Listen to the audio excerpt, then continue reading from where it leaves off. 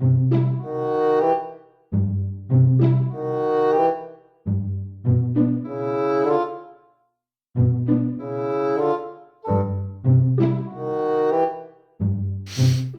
carotte.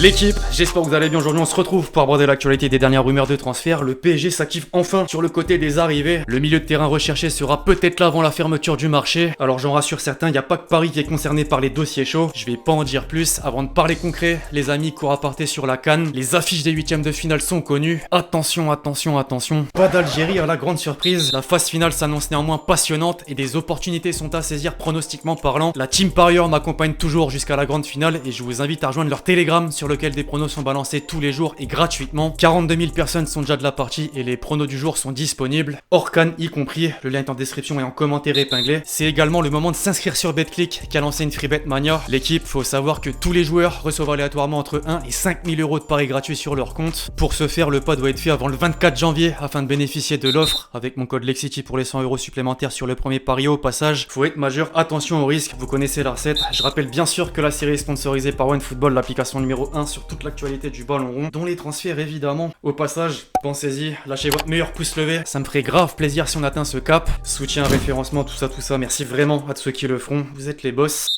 On entre dans le vif du sujet désormais, l'équipe en France, pour commencer aujourd'hui avec le Paris Saint-Germain. Et si en interne, une grande révolution se profilait, c'est en tout cas ce que nombreux de journalistes ont laissé filtrer au cours de la semaine. Architecte du PSG sous l'ère qatari, Leonardo est à l'origine de plusieurs jolis coups, allant de Matuidi à Thiago Silva, en passant par Verratti jusqu'à Zlatan et Marquinhos. Le directeur sportif avait parfaitement lancé le projet avant son départ en 2013. Ni Létang, Kluivert ou Antero Henrique ne l'ont vraiment fait oublier, à tel point que Nasser décide en 2019 de remiser sur lui. Or, 3 ans plus tard, le travail du Brésilien est légitimement mis en cause, que ce soit au niveau du recrutement, je pense par exemple à Icardi, ou par ses relations tendues avec Thomas Tuchel d'abord, puis Pochettino. QSI songe à une refonte du secteur sportif qui pourrait sceller le sort de Leonardo, en même temps que l'entraîneur. Comme vous le savez, l'Argentin est en contact constant avec Manchester United et tout porte à croire qu'il ne va pas faire long feu dans la capitale, d'autant qu'une piste de potentiel successeur prend de plus en plus d'ampleur. Selon Marca, Zidane va prendre le relais dès la saison prochaine. Une proposition a été formulée et le vestiaire aurait déjà acté sa venue. Faisons le lien direct avec Mbappé. Si la rumeur venait à se confirmer, cet atout de poids fera-t-il la différence sur son choix de partir ou rester? La question viendra certainement à l'avenir, mais mérite qu'on s'y attarde. Chaque jour ou presque, à son élément qui s'ajoute à cet interminable feuilleton. Le média espagnol ABC a rapporté que Paris proposerait à son joyeux un contrat jusqu'en 2024 afin de le céder ensuite en 2023. Néanmoins, le Real est clair, soit Kiki vient cet été comme pressenti, soit il prolonge. Alors les Madrilènes chercheront à recruter d'autres joueurs. Le train ne repassera plus. Le dilemme est posé et en attendant d'en savoir plus, penchons-nous sur la quête du milieu de terrain. D'après l'équipe, les dirigeants parisiens se lancent sur Ndombele qui n'est plus en odeur de sainteté à Tottenham sous les ordres de Conte. Le contact est noué entre les deux parties et l'intérêt réciproque. RMC Sport ajoute que des discussions ont été entamées pour un prêt ou un échange. Pour la première solution, les Spurs ne veulent plus avoir à payer un seul centime du salaire de son joueur comme l'atteste Fabrizio Romano. Pour la seconde, un journaliste du Télégraphe estime que Paredes a directement été proposé. Seulement, le concerné a dit non, voyant ce qui se passe dans les prochains jours. À propos de Pogba, Ralph Rangnick est revenu sur son retour de blessure et sa situation contractuelle lors d'une conférence de presse. Je cite, il est un joueur extraordinaire et peut donner beaucoup d'apports positifs à l'équipe s'il est pleinement concentré. J'ai eu une longue conversation avec lui pendant plus d'1 heure après l'entraînement, une très bonne conversation. Il s'est engagé jusqu'à la fin de la saison et m'a expliqué qu'il voulait être le meilleur Pogba possible. Malgré les éloges, la presse anglaise ne se fait plus d'illusions. Le coach allemand met la pioche en vitrine afin qu'il puisse obtenir son transfert espéré. Le Mirror évoque la Maison Blanche. Cependant, dans la liste des prétendants, la Juventus a encore ses chances et l'actuel leader du championnat de France fait office de favori. Une information relayée dans un live Twitch de Canal Supporter. Sur le côté des départs, un jeune du PSG intéresse un cadre européen. Liverpool s'est positionné sur Ismaël Garbi, en manque de temps de jeu actuellement. La rumeur un peu folle venant d'Angleterre tenait pour Aubameyang. Sky Sports indique que Paris garde un œil sur le Gabonais, au même titre que l'AC Milan, la Juve, l'OM,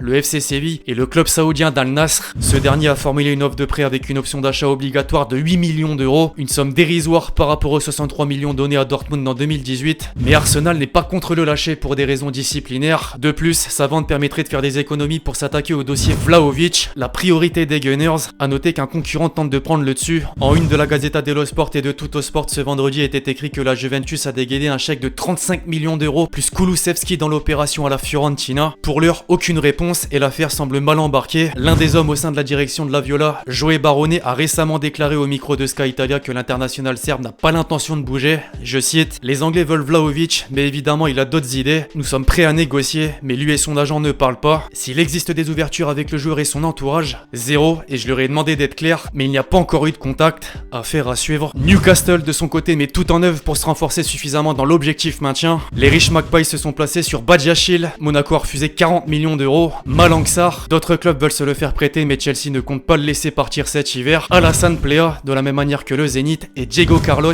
Séville avait accepté les 36 millions d'euros alignés pour leur défenseur. Or, l'intéressé a déclaré chez El Chiringuito qu'il lui restait encore beaucoup de temps sous le maillot sévillan. Le constat global est simple, même avec de l'argent à gogo, convaincre n'est pas une chose aisée, surtout en étant 19ème au classement. Un mot sur Aston Villa qui impressionne depuis l'ouverture du marché des transferts. Après avoir enregistré Coutinho et Digne, les Villans, par le biais de Steven Gerrard, ont contacté Suarez, à en croire Gérard Romero. Le buteur uruguayen est en grande difficulté en ce moment à l'Atlético et pourrait retrouver son ancien coéquipier des Reds. Au passage, le gardien titulaire de la Suède, Robin Olsen, a débarqué sous la forme d'un prêt en provenance de l'AS Roma. Un peu d'expérience dans un effectif fait pas de mal. On en vient à l'une des grosses actualités du mercato hivernal, le cas Dembélé. La bombe a été lâchée au cours de la semaine par le directeur sportif Alemani. Je cite, il nous semble évident qu'il ne veut pas continuer ici et s'impliquer dans le futur projet du Barça. Le club catalan en a visiblement eu marre d'attendre face aux exigences et le français va désormais devoir trouver un nouveau point de chute avant le 31 janvier. Xavi ne l'a même pas convoqué pour le dernier match contre Bilbao en Coupe du Roi. Pire, avant d'en débattre et de subir une élimination, la légende espagnole rejoignait l'avis de ses dirigeants pour la première fois en conférence de presse. Je cite, soit le joueur prolonge, soit il faut trouver une sortie. Jusque-là, Dembouz ne disait rien publiquement, mais là, c'était trop pour rester insensible à cette situation. Un long message a été posté sur ses réseaux dans lequel il fait comprendre de 1, que son engagement pour le club est total, de 2, que le chantage ne le fera pas tomber, et de 3, que son agent s'occupe des négociations. Moussa Sissoko, justement, sortait à son tour du silence dernièrement au pays, déclarant, je cite, si Barcelone voulait négocier, il aurait pu essayer de se poser à table avec nous pour discuter, sauf qu'il n'y a aucune discussion et des menaces de ne plus jouer de leur côté, et c'est interdit. Oui, nous avons des demandes exigeantes, mais nous avons déjà démontré que les choix de carrière d'Ousmane n'étaient pas dictés par l'argent, sinon il ne serait pas ici. Fin de citation. Autant dire qu'on imagine une issue négative et vraisemblablement un départ bientôt. En parallèle, les Blaugrana prennent de l'avance sur le mercato estival prochain et en particulier pour sa défense centrale. De nombreux joueurs à ce poste seront libres en juin. Niklas Süle du Bayern et 3 Blues, Rudiger, Aspilicueta et Christensen. Le Danois a un avantage, celui d'avoir annoncé ne pas rejoindre un club de première ligue par respect à Chelsea. Au rayon des officiels, à présent le LOSC s'est attaché les services d'Atem Ben Arfa qui était libre de tout contrat. Il remplace Yacitze, prêté par le champion en titre au CSKA Moscou. Comme convenu, le PSG a laissé filer Sergio Rico en prêt à Majorque. Saint-Etienne se renforce avec les arrivées d'Eliakim Mangala et Joris Gnagnon, libérés par Séville. Kolasinac est bien marseillais. Le latéral gauche s'est engagé en faveur de l'OM jusqu'en 2023. Le SCO d'Angers amène dans ses rangs un gardien international espoir français en la personne de Yaya Fofana. Un attaquant appartenant à l'Inter va découvrir la Ligue 1 à Brest. Martin Satriano est prêté sans option d'achat chez les Bretons. Lorient recrute le milieu défensif nigérian Bonke Innocent qui évoluait à Malmö. Enfin, le capitaine des Bleus Yoris a prolongé jusqu'en 2024 avec Tottenham. Le retour à Nice n'est donc pas pour maintenant. Bref, voilà l'équipe, c'est tout pour cette vidéo sur l'actualité des dernières rumeurs de transfert. J'espère que vous l'avez kiffé, je compte sur vous si c'est le cas pour lâcher votre meilleur pouce levé. Donnez-moi vos avis justement sur tout ce qu'on a pu aborder aujourd'hui. D'ici là, on se retrouve très vite sur la chaîne pour de nouvelles vidéos. C'était Alexis.